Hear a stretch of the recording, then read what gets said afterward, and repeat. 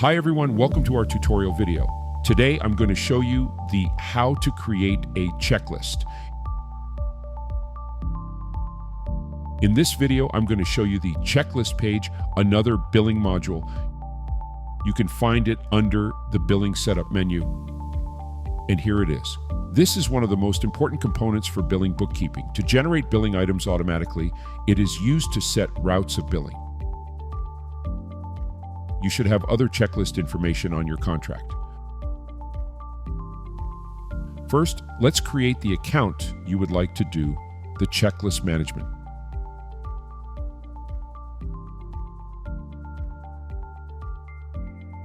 Then, you can select the version you like to do the management. You can create a new one if the period you like to do the checklist management does not exist. You can also switch to one you would like to do the management.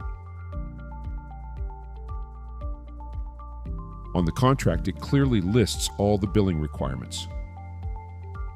You can select it based on your contract.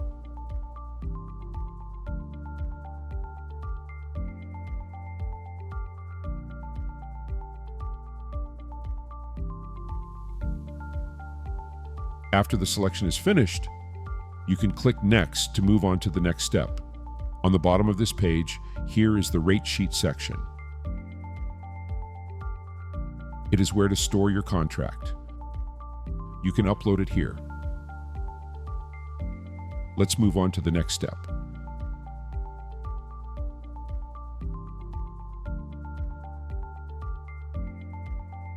On this page, it shows the detailed side of the configuration which you have chosen on the previous page. All the information is clearly listed on your contract as well.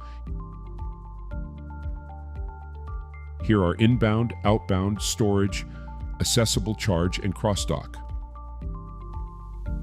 Some billing components are from the template and will be linked to the checklists. Let me show you some important components for inbound. It's to receive entry. Here are receive entry, order processing, receipt processing, service facility receipt type,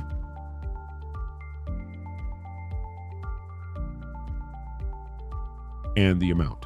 And also, how do you want it to be rated with that facility title, receipt types, and all the information on outbound.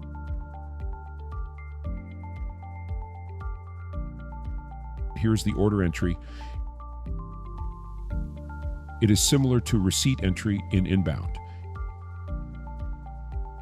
Here you can click plus if you want to copy this line or click delete if it's not required.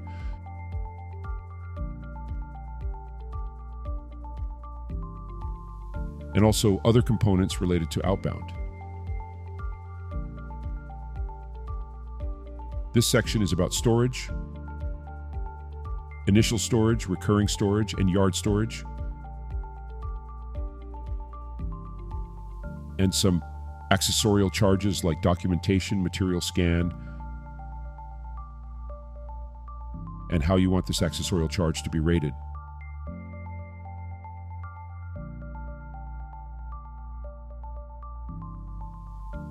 And the last one is cross-dock.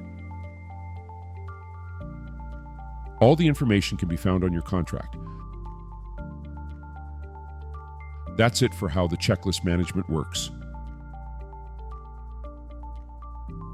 Thank you for watching this video. If you found it helpful, please check out our other tutorial videos.